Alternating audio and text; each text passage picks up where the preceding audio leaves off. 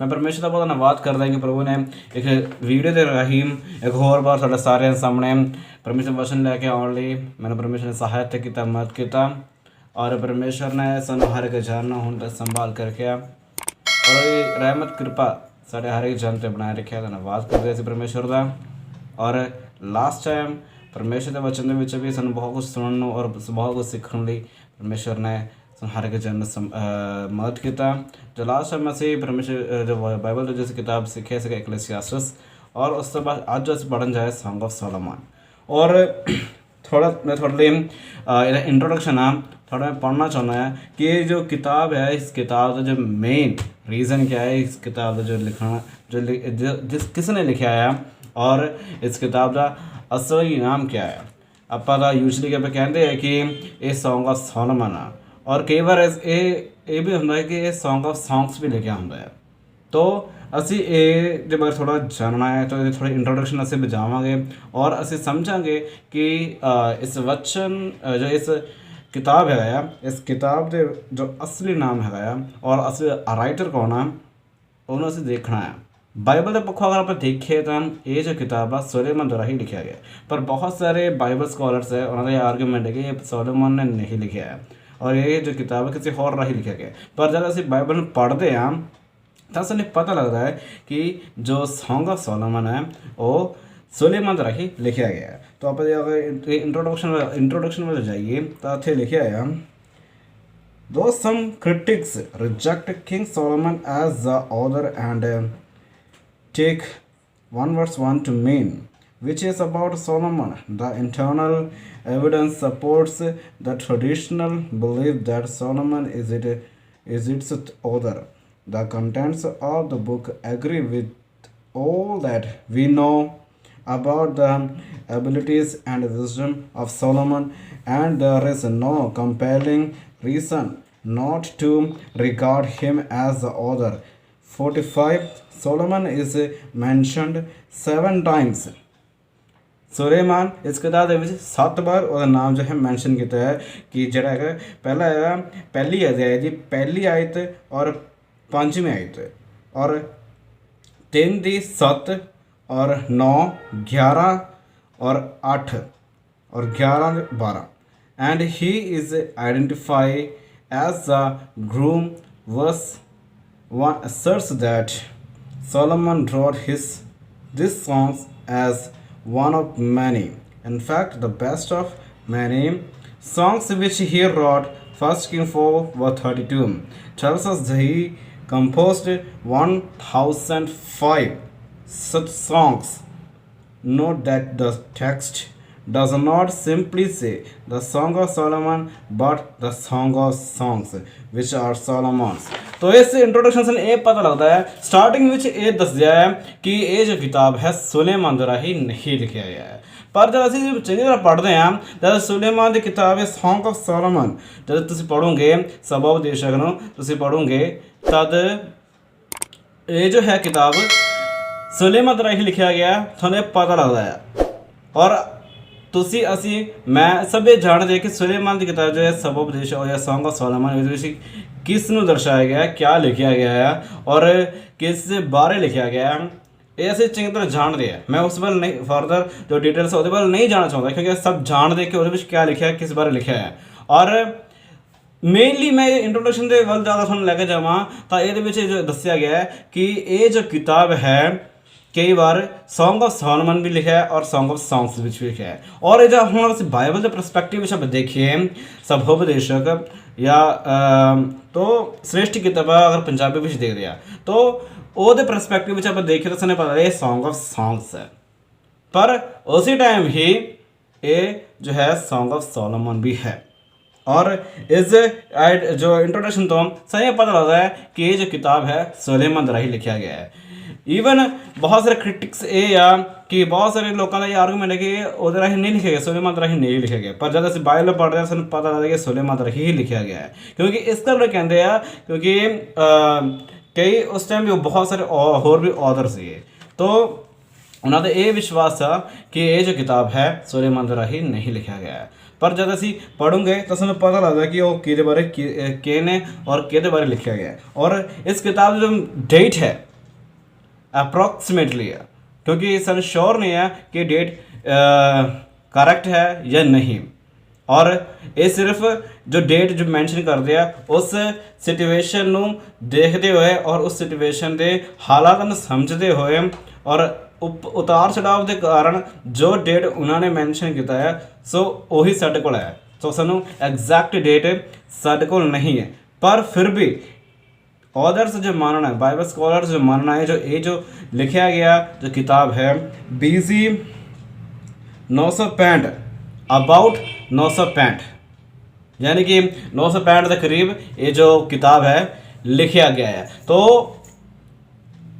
उन्होंने पक्का ये विश्वास या उन्होंने ये कोई पक्का एग्जैक्टली कह नहीं सकते कि 965 के विच ही लिखा गया है। तो बहुत सारे उतार चढ़ाव करके ही ये जो किताब का जो सन है जो सन मैंशन किया गया है। और थोड़े अगर टाइटल वाला आप देखिए तो मैं थोड़े कुछ ये पढ़ना चाहूँगा। जो टाइटल में जो लिखा है कि this book has been title several ways, the Hebrew title from verse 1 the song of Solomon which means the most superlative or best of songs. The English title also from verse 1 the Song of Solomon, which designate the author, and the canticles meaning simply songs derived from the Latin. जिस प्रकार मैं पहले क्या सीगा इस किताब के कई नाम है। पहले मैं समझा song of Solomon, song of songs. हूँ जो लैटिन वर्ड आया और सिर्फ सॉन्ग्स पर लिखा गया है, यानी कैंटिकल्स। तो कैंटिकल्स नाम मेरा दिता गया है। तो ਇਹਦਾ नाम है ਉਹ अलग अलग वर्जन में दिता ਸੀਗਾ। हिब्रू में कुछ होर दिता है, इंग्लिश में कुछ होर और लैटिन वर्ड में कुछ होर मीनिंग दिता गया है। जिस प्रकार इतने पढ़िया कि हिब्रू वर्ड में जो नाम दिता है सॉन्ग ऑफ सॉन्ग्स के नाम दिता गया है। और आप उसी टाइम इंग्लिश वर्जन में देखिए तो यह जो है इधर नाम दिता है और सॉन्ग ऑफ सोलोमन करके दिता गया है। और लैटिन वर्ड में सिर्फ सॉन्ग्स के नाम दिते ही इन्होंने दर्शाया गया। असल में ये जो किताब है वो कवितावां भरिया में है और जो ज़्यादातर कवितावां और गीतां राही ये भरिया पाया है किताब।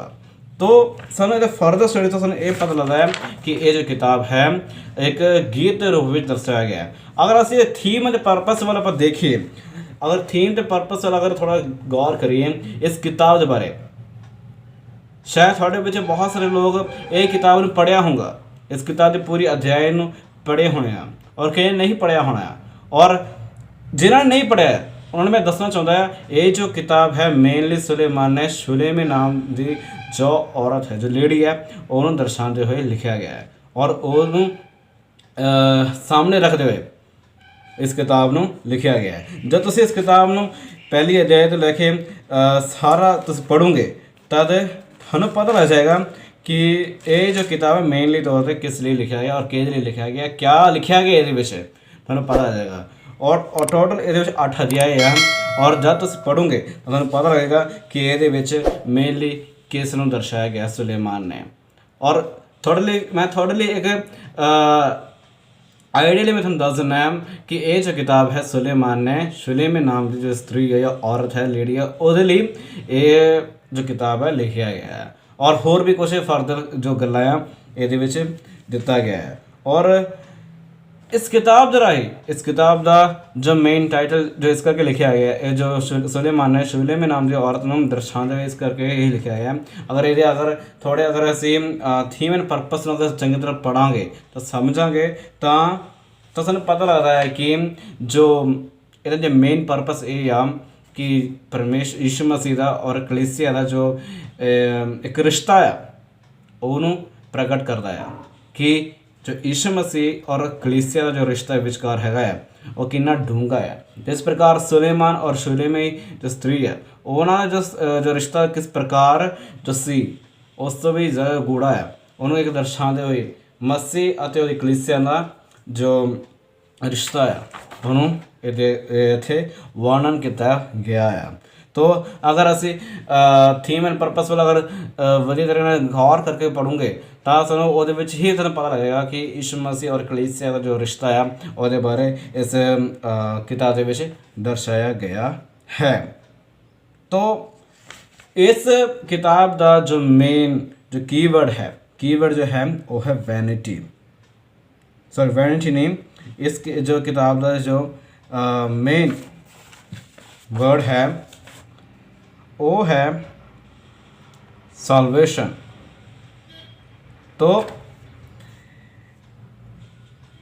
इस किताब के राही सुलेमान ये दर्शाना चाहता है जो कलीसिया और यीशु मसीह उन्होंने जो रिश्ता जो है वो किन्ना क गूढ़ा है और किन्ना क मजबूत रिश्ता है वो बारे दर्शाता है।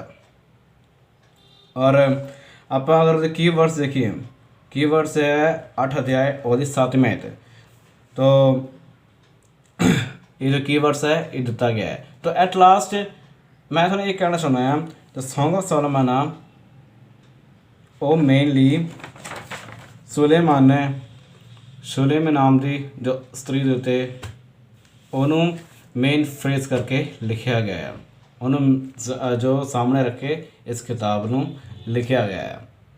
तो आई होप दैट तो सब समझ होंगे कि इस किताब का जो मेन इंट्रोडक्शन है और जो मेन थीम है वो की दर्शाना चाहता है, इस किताब के राही सन की समझाना चाहता है सुलेमान। तो मैं ये विश्वास करता हूँ कि सारे समझ आ गया होगा। सो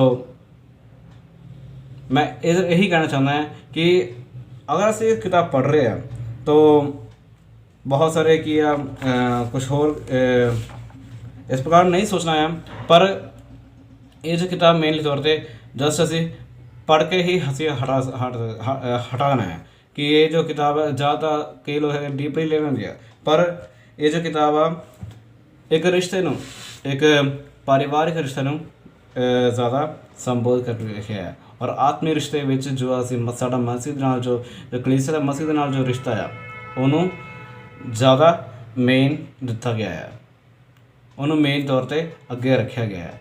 सो इस वचन राही सब आशीष देवे, बरकत देवे।